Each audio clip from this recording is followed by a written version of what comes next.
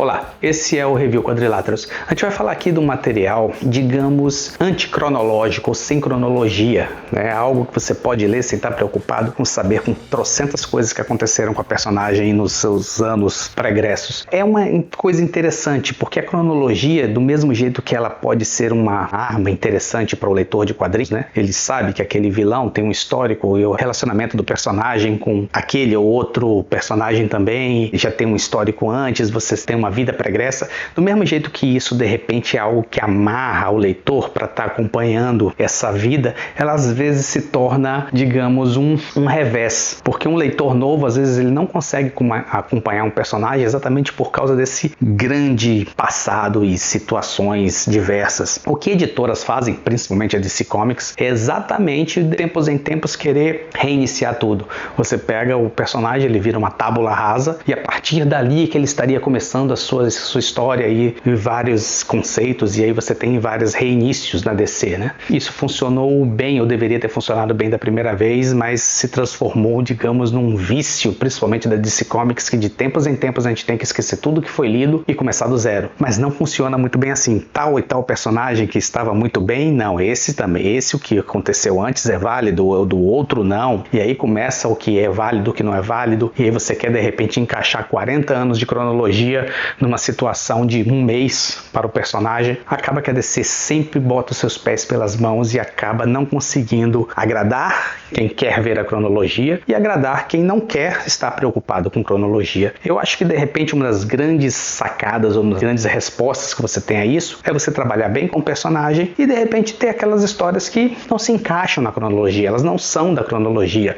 O leitor habitual pode pegar aqui, pelo jeito que esse personagem fala desse vilão, encaixa aqui. E para aquele que não quer encaixar em lugar nenhum, a história é autocontida, ela não precisa de passado, ela só precisa de uma base para você ler e continuar. E foi isso que essa edição aqui trouxe.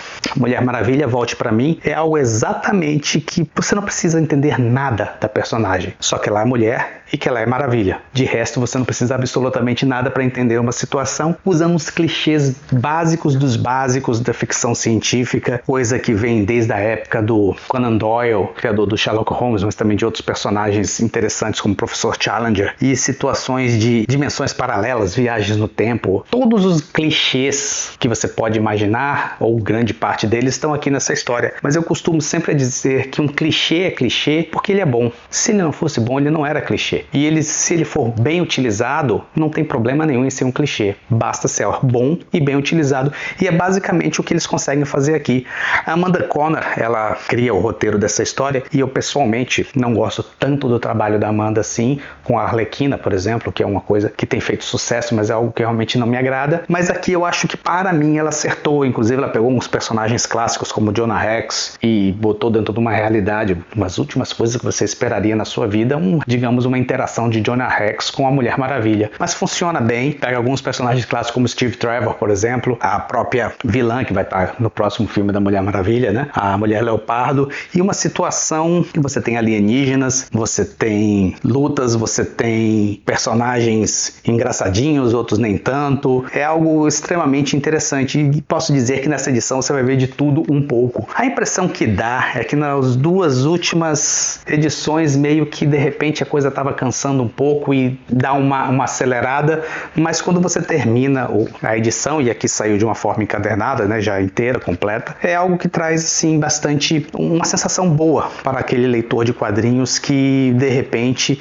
se afastou da leitura exatamente porque se você para de ler 3 meses, você já não sabe quem é pai de quem, ou quem é mãe de quem, ou quem tem relacionamento com quem nas HQs. Isso aqui não é necessário nessa edição. Ela saiu originalmente nos Estados Unidos de uma forma direcionada, digamos, diferente. Ela saía em umas edições vendidas em alguns pontos de vendas meio alternativos, em que vinha o capítulo original dessa saga e algumas histórias repetidas da Mulher Maravilha, de alguns outros personagens, e com o tempo a DC depois encadernou numa edição única, e é essa edição que a Panini traz aqui para o Brasil, e que eu aconselho você está querendo ler uma coisa apenas divertida, sem pretensões ou sem grandes circunstâncias, ou está remexendo no passado ou na cronologia dos personagens, é algo extremamente divertido. Esse é o Review Quadriláteros. Se você gostou, nos acompanhe. Até a próxima.